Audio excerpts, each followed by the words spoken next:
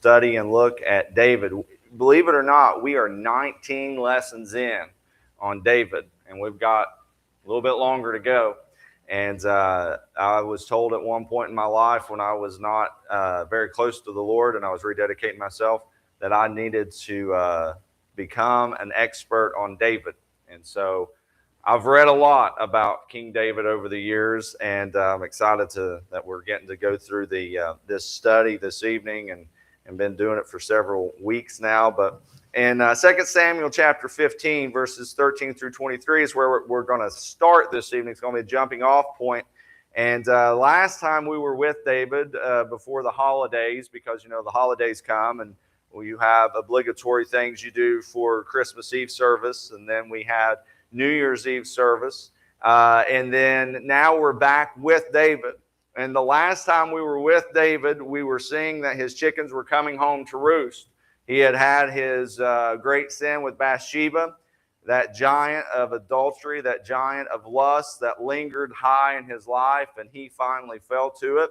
And then all these terrible things began to happen.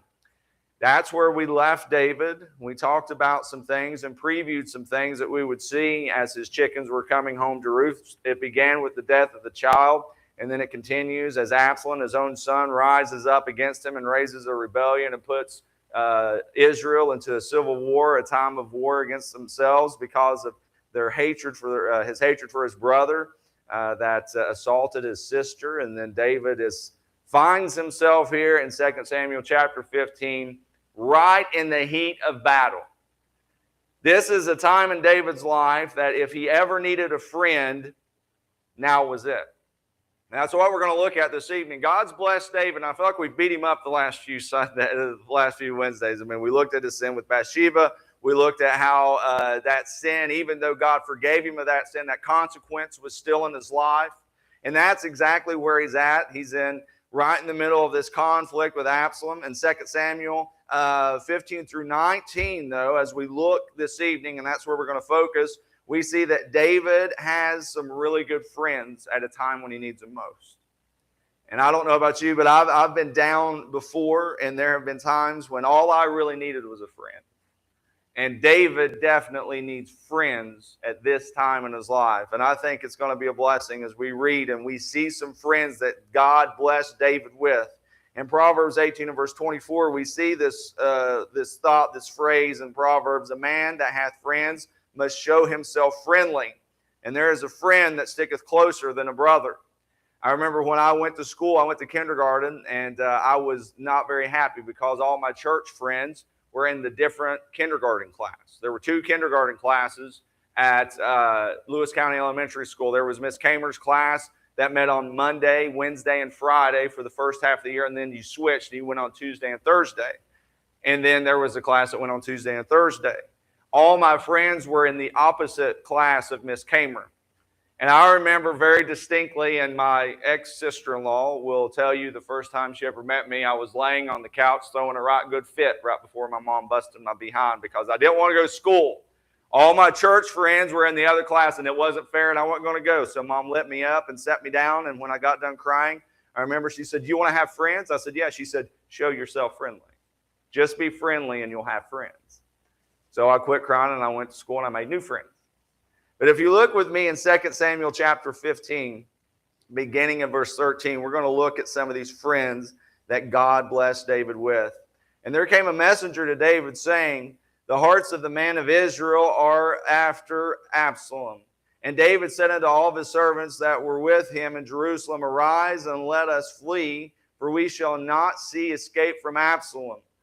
Make speed to depart, lest he overtake us suddenly and bring evil unto us and smite the city with the edge of the sword." And the king's servant said unto the king, "Behold, thy servants are ready to do whatsoever my lord the king shall appoint." And the king sent forth and with his household after him. And the king left 10 women, which were concubines, to keep the house. And the king went forth and all the people after him, and tarried in a place, and there was far off. And all the servants passed on beside him, and the Cherethites and the Pelethites and the Gittites, 600 men, which came after from Gath, passed on before the king. Here we find ourselves right in the heat of battle. Absalom has rised up. David has to flee. He has some men with him. He has some warriors with him. But begin in verse 19. Look with me in verse 19, and we're going to see. Then said the king unto Ittai the Gittite. Isn't that a funny name? Ittai the Gittite. Boy, that'd be a good one. Ittai the Gittite. Wherefore goest thou also with us? Return to thy place and abide with the king, for thou art a stranger and also an exile. Whereas thou comest but yesterday, should I this day make thee go up and down with us, seeing I go whither I may return thou, and take back thy brethren, mercy and truth be with thee. And Ittai answered the king and said, As the Lord liveth, and as my soul and as my lord the king liveth, surely in what place my lord the king shall be, whether in death or life, even there also will thou servant be. And David said to Ittai, Go and pass over. And Ittai the Gittite passed over, and all his men and all the little ones that were with him. And all the country wept with a loud voice, and all the people passed over. And the king also himself passed over the brook in Kidron, and all the people passed over toward the way of the wilderness. The first friend that we see in the heat of battle, when David really needs a friend, is this man named Ittai the Gittite. And I'm going to tell you that Ittai is a heartfelt friend. God gave David a heartfelt friend, a man that loved him, a man that adored him, a man that stuck by his side. I want you to notice that this whole mess that they're in is David's fault. There's not one thing that's happening right now that is not David's fault. He was a bad father. He was a bad husband. He did not lead his family as he should, and God sent this punishment in his life, and the sword's not going to depart from his house. But the one thing that Ittai does not do, he doesn't lecture David. He doesn't tell David how wrong he was. He doesn't tell David that he needed to be a better man, that he should have been a better husband, that he should have followed God more closely. All of these things are true. But Ittai does not do that. He commanded a group of 600 men that came to Israel from Gath to follow David. Gath is where the Philistines were. If you remember, that's where Goliath was from. And it was also that place where David had spent some time in his wanderings there. Ittai, he has a background of a military leader and a mighty man of valor. He is someone that is there when David needs him most. Not in judgment, not to knock him down, but just to be there and support him in any way he can. I say, God help us to have heartfelt friends. They once asked, there was a question asked in a British newspaper, how you defined a friend. And whoever came up with the best definition would win a prize. The winning prize said this: a friend is the first person who comes in when the whole world goes out. That's what this man was. Everyone else was fleeing. Everyone else was probably pretty down on David after all. His son Absalom was causing all kinds of trouble. David was on the run. He was in the heat of battle. Everybody else could have abandoned him, and no one would have thought them any worse. But Ittai came, and he was a heartfelt friend when David needed it most. You know, a lot of times we forget that God sends us the people we need when we need them the most. When everyone else and everything else had failed, God sent this man to David just to be there and support him. I thank God for friends like that. I can think of a lot of people in my life that have left when times got hard, and I can think of very few that were heartfelt friends that showed up when I needed them the most. I can think of those that whenever I was at my bitter end, my lowest estate, they were there. John Pinson, God love his heart. No matter what John does in this life, he'll always be that friend. When I needed him most, he was there. I love him forever. God sent him to me when everyone else was gone out. And by the way, they should have left me. He was there. Don't you thank God he sends friends that are heartfelt? They don't kick you when you're down. They're just there to support you. He said, my Lord the King, whatever you need, that's what we're going to do. The second friend that I want to talk about that David had, we can see here in 2 Samuel chapter 15, verse 23 through 38. I see David had some very, very humble friends. Look with me in verse 23 of this text. Look with me in 2 Samuel 15, beginning in verse 23. It says this.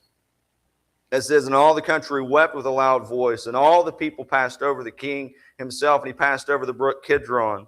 And all the people passed over toward the way of the wilderness. And lo, Zadok and all the Levites were with him, bearing the ark of the covenant of God. And they set down the ark of God. And Abithar, that's always a hard one for me, Abithar went up, and all the people had done passing out of the city. And the king said unto Zadok, carry back the ark of God into the city. If I shall find favor in the eyes of the Lord, he will bring me again and will show it both, and will show me both it and the habitation. But he thus say, I have no delight in thee. Behold, here am I. Let him do to me as he seems good to him to do. And also, and the king said also to Zadok the priest, art thou not a seer? Return into the city in peace, and your two sons with you, him as the son of Jonathan and the son of Abithar. See, I will tarry in the plain in the wilderness until there come word from you to certify me. Zadok therefore and Abithar carried the ark of God again to Jerusalem, and they tarried there. The next two friends I see that God blessed David with, they were very, very humble. They were men who loved David and they wanted to follow him. He was fleeing Absalom, and David followed, bringing the ark after David. In verse 25 through 26, we see David's running away, and these two faithful men, these humble friends, they do their duty. They pick up the ark of God and they carry it to David, and they find the king where he is. These two demonstrate the great marks of a true, genuine friend that will love and accept you even when they don't agree with you or understand what you're doing. And I want you to know that these humble friends, when they show up, the thing they bring with them is God. The friends that we need as Christians are the friends that are humble, and they come and they don't understand the dumb things we're doing, but they show up anyway and they bring God along just to encourage us. I tell you, David had a lot of problems, but friends, he had plenty. These humble friends, these two men, Zadok and Abithar, show up with the ark of God and they stick with him. They bring the ark of God to him, and they are there to serve him humbly. I want you to notice that these two men, we have a heartfelt friend, we have two humble friends. These humble friends, when they come, I want you to notice, they don't kick him when he's down. They don't smack him over the head with anything. God's doing all the punishing. They're doing all the loving. I pray that we could be friends like that, because how are we when people are fleeing? How are we when people are down? How are we when people mess up? Do we show up with love? Do we show up humbly? Do we show up heartfelt? Or do we show up just to tell them, I knew you were wrong?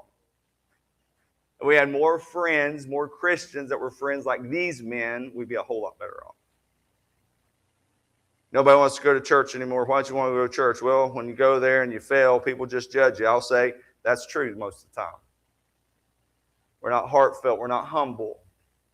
If anybody needed a good rake over the coals, it was King David, but these men showed up and they supported him.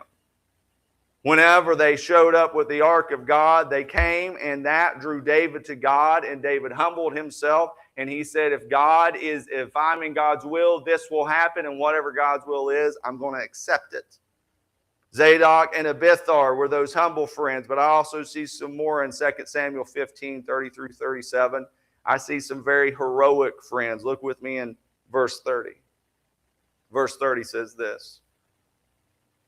And David went up by the ascent of the Mount Olivet, and he wept, and he went up and had his head covered, and he went barefoot, and all the people that was with him covered every man his head, and they went up weeping as they went up.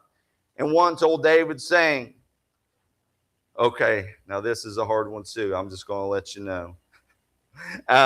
Ahithophel is among the conspirators of Absalom, and David said, O Lord, I pray thee, turn the counsel of Ahithophel to foolishness. And it came to pass that when David was come up to the top of the mount where he worshiped God, behold, Hushai the Archite came and met with him, and his coat was rent, and the earth was upon his head.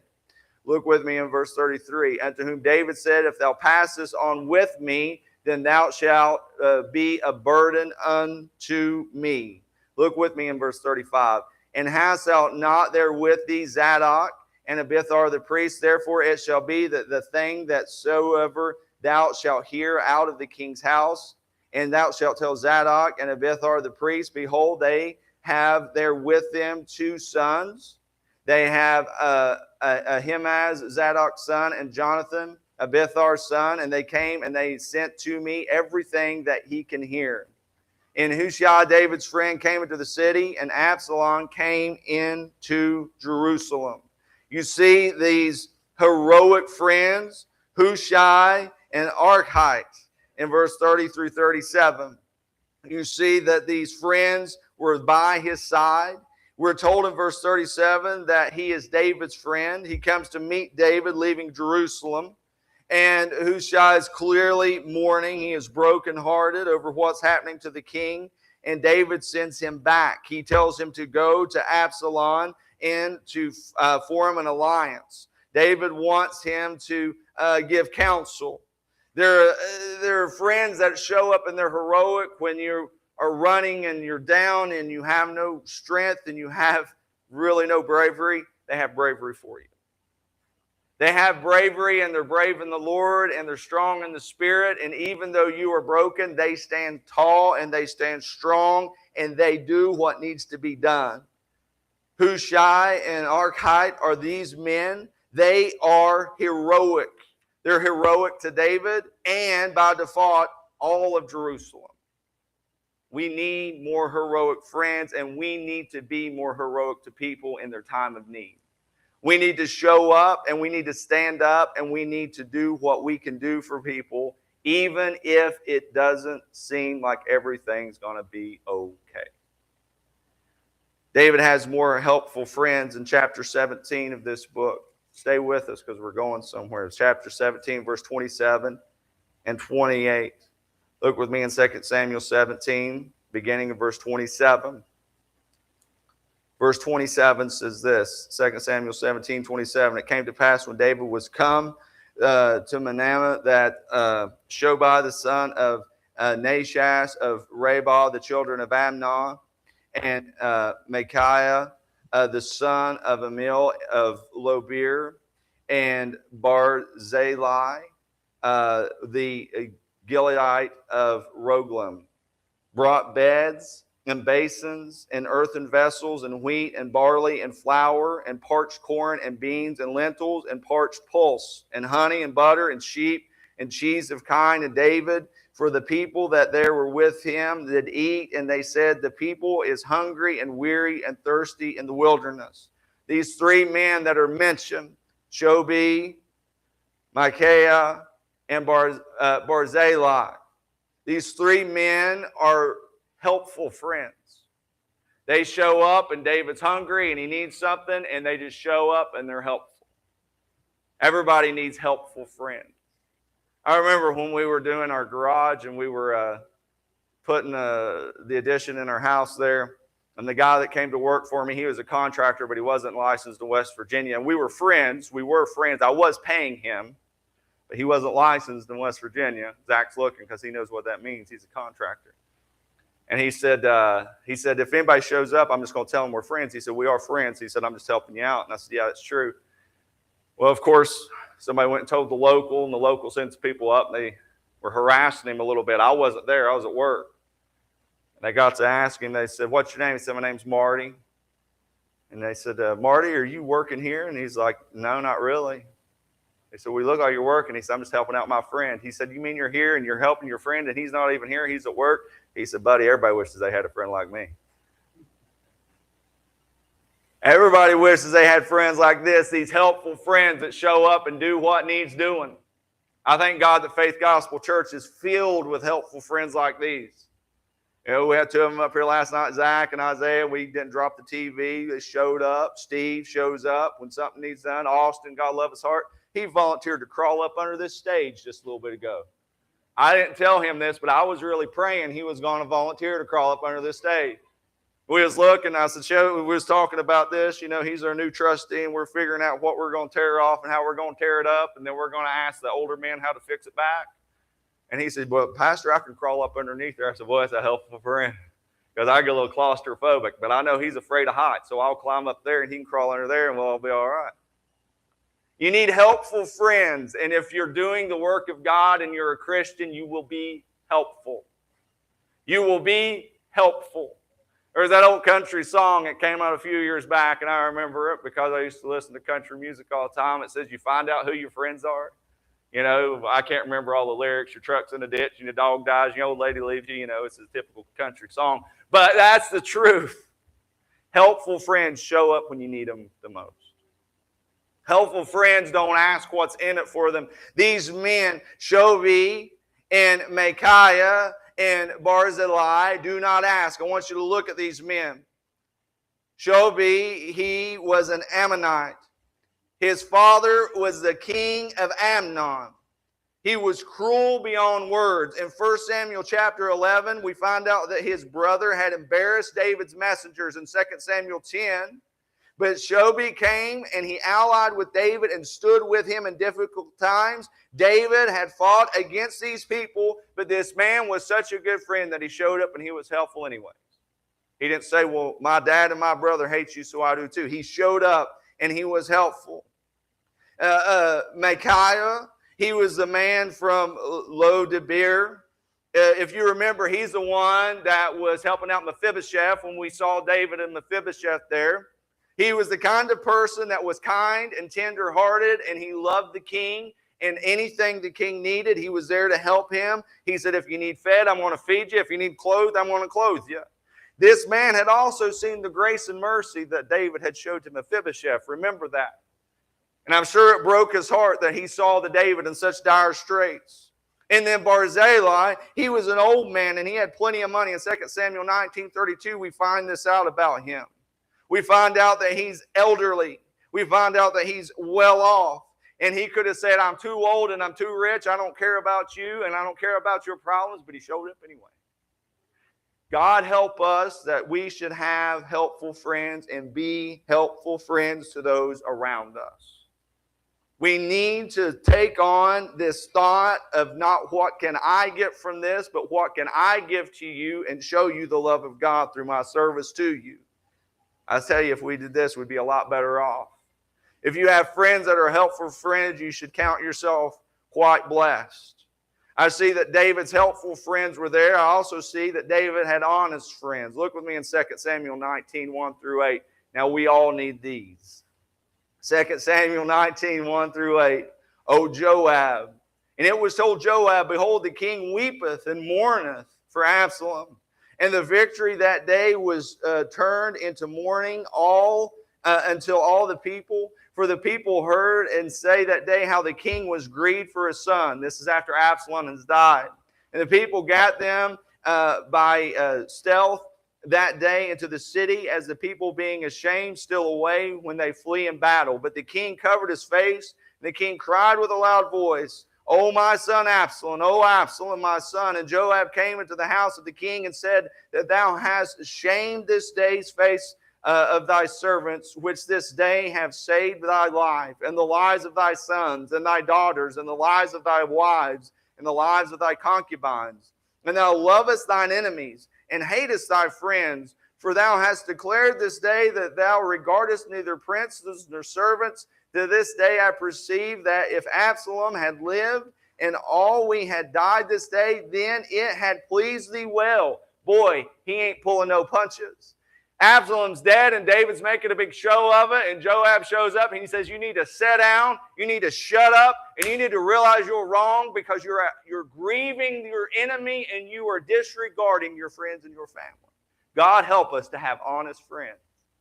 We all want to be the honest friend, but sometimes that's just because we want to be a jerk. He does it out of a heart of love. He does it because he wants to show David the error of his ways. Let's pick back up and read again down through verse 8.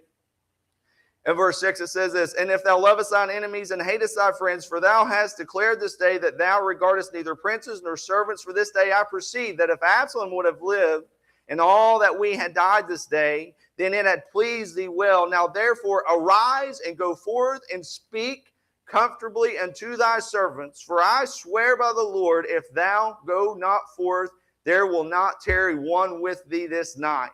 And that will we be worse until thee, all the evil that befall thee from the youth until now. And the king arose, and he sat in the gate, and they told unto all the people, saying, behold, the king doeth set in the gate. And all the people came before the king, for Israel had fled every man to his tent. Joab is that honest friend that we all need. He's David's nephew. He's the commander of his armies. And during the battle to retake Jerusalem and to bring David back to the throne, David's son Absalom becomes trapped in a tree by his hair, and he dies. Just as it was told, we knew this was God's plan all along. Absalom dies. Joab finds him hanging there in the tree in his armor bearer, and he kills Absalom. Whenever Joab finds him and he kills him, David hears the news, and he is devastated, and he goes off by himself to mourn. And David, he's overcome with grief and guilt, and he can't comprehend that the kingdom had been returned to him. So all this war, all this strife, all this battle from Absalom, David's so lost in his grief. He's so lost in where he's at in his own head. He's so lost in the fact that Absalom was just killed that he can't see anything. He can't see the victory that God gives. But Joab, after he hears what David is doing, he comes and rebukes him. He says, yes, you're a father. Yes, your son is dead, but you're still the king of Israel. You better man up and act like the king. Thank God for honest friends. Thank God for friends that will tell us what we need to hear, even when we don't want to hear it. Thank God for friends that are led by God, and they're brass, and they're brazen, and they're bold, and they will tell you what you need to hear. They will say not what you want to hear, but they will not lie to you. That's always what I used to tell my patients when I'd first meet them. I'd say, hey, my name is David, I'm your nurse, blah, blah, blah. We get to know each other. And I'd say, listen, I might not always tell you what you want to hear, but I promise I'll never lie to you. They say, am I going to get better? I don't know. Does it look bad? Pretty bad. I'll pray for you. I'd always tell them the truth. I never painted it with rose-colored glasses because they respected me more because of it. We need to have friends that are honest with us, that don't tell us what we want to hear, but what we need to hear when we need to hear it the most. You see, this period of time in David's life was the hardest period of time he ever faces, before or since. Fighting Goliath was a cakewalk compared to all this strife that he faces with his family, compared to this time with Absalom, compared to this time in battle, compared to this time his son dying. David needed friends. Can I tell you that's why we have church? We need friends. We need godly friends. Can I tell you that David had these friends because over the years David had made mistakes, but he had amassed a group of people around him that were God-honoring and God-fearing, and they were there when he needed him most. If you do not surround yourself with godly people, don't be surprised if in the heat of battle there's nobody there. I don't want to go to church. I don't want to hang out with Christians. Christians are boring. I don't like them. They're judgmental. I only go to church because my wife makes me. I only do what I do because I have to do it. If that's your attitude, then don't be surprised if when all the battles of life come and you look around for your friends, you don't have any. Don't be surprised that if you're a Christian and you have brothers and sisters in Christ in this church and you're not this kind of friend to them, if you're not heartfelt, if you're not honorable, if you're not there humbly with them, if you're not there being honest and heroic to them and helping them, don't be surprised if you're not a friend like that, that you don't have friends that follow you around and do that. You see, David has good friends, but David has good friends because they were given by God. I thank God for good friends. I thank God for all of you that I consider friends. I thank God for the people in life that show up and they bring God to me, and they remind me of what God has done when I need it most. I really thank God for those that can be honest with me and tell me I'm acting like a fool when I need to hear it. My best friend in the world, I married her. And don't you worry, she lets me know when I'm wrong. She's the one that tells me what I need to hear when I need to hear it most. I thank God that since I've come, there's people sitting in these pews right here, and they're the ones that I know if I call them, they'll be there, no questions asked.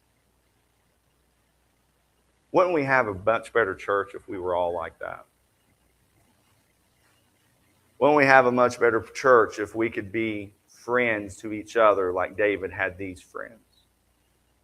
Wouldn't we be a whole lot better off if we did what we find here? That was just all introduction. Let me preach for 10 minutes and I'll let you go. We are blessed to have friends.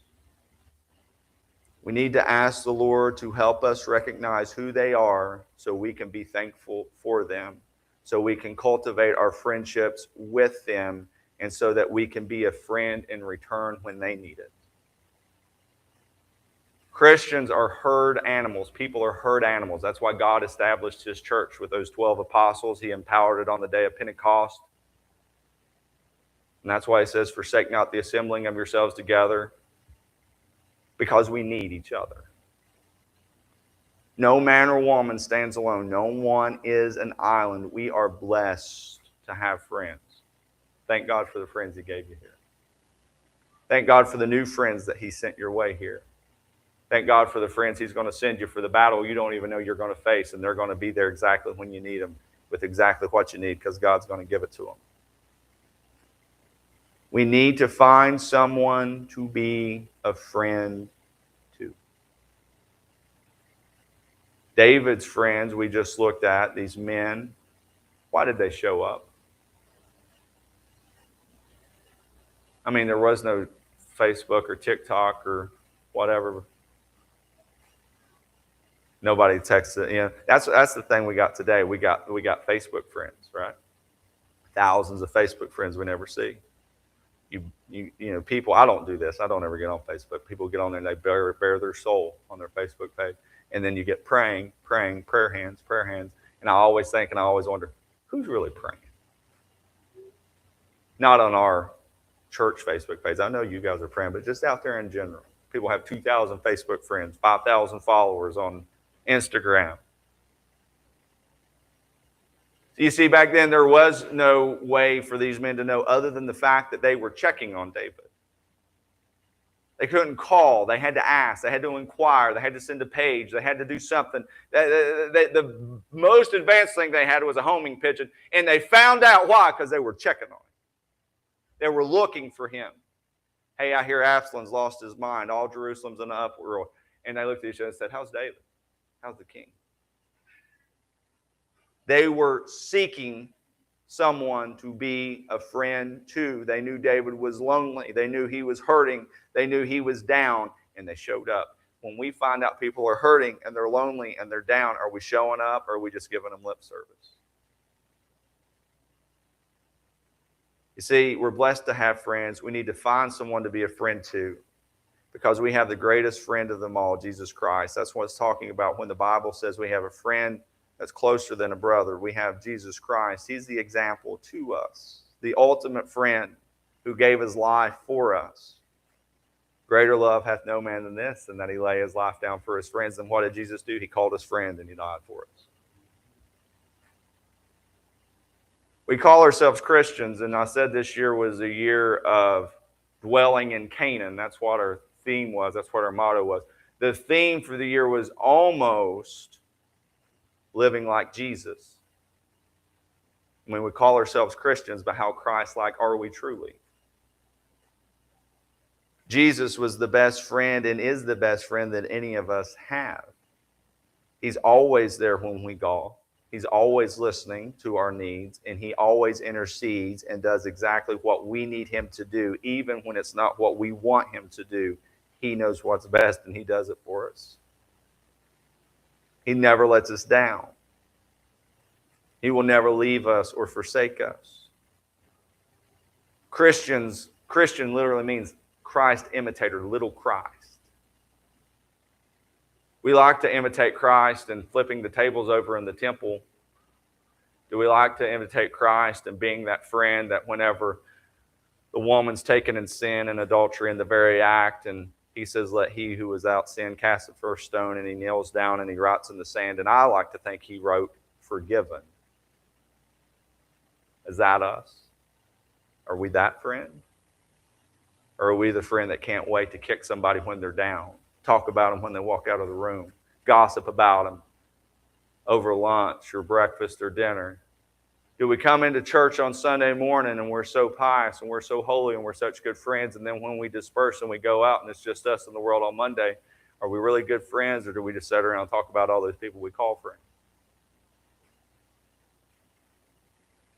A church divided against itself will never grow. A family divided against itself will never grow. Christians divided against themselves, it's no wonder nobody wants to hang out with us, because we should be the best friends to each other that the world has ever seen. Never head bowed, never eye closed. Told you I'd get you out. 7:30. Those kids will be busting down the door. I like on a Wednesday night, sometimes we have a challenge, and this is the challenge that I thought of today. I was studying and I was thinking about some of the best friends I've ever had. Got a friend named Adam. Grew up with him. He was the deacon's kid. I was a pastor's son, so you know we were mean. I was out one time and I was doing stuff I shouldn't have done. I ran into a ditch I shouldn't have been in. There was no cell phones. I walked about 2 miles and got a phone, and I called Adam, and 3 o'clock in the morning.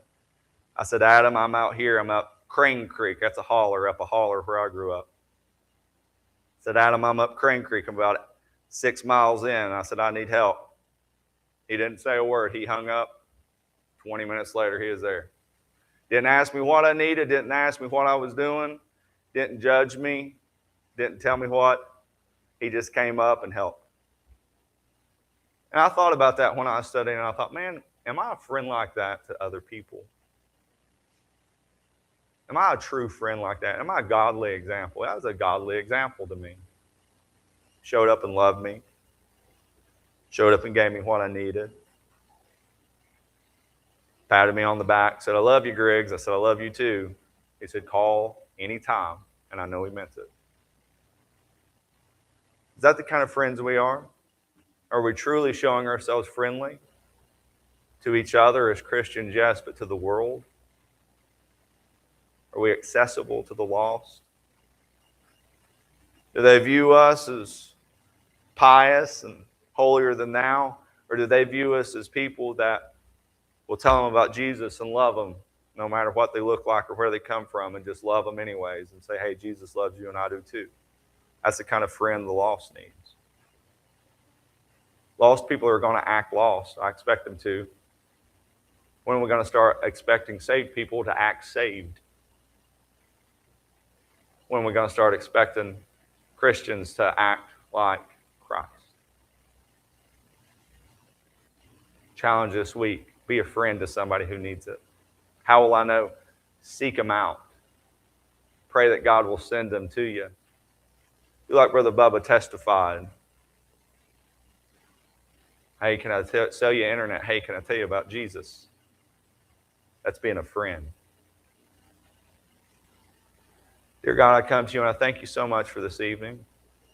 God, I thank you for bringing us here. God, I thank you for all the lessons we can learn from David on his journey to the throne, and then after he gets there, God, from the mistakes he makes to the victories he has, and God, even down to the things that we may not think about, like the friends that he has. God, these people that are surrounding him in this most desperate time in his life.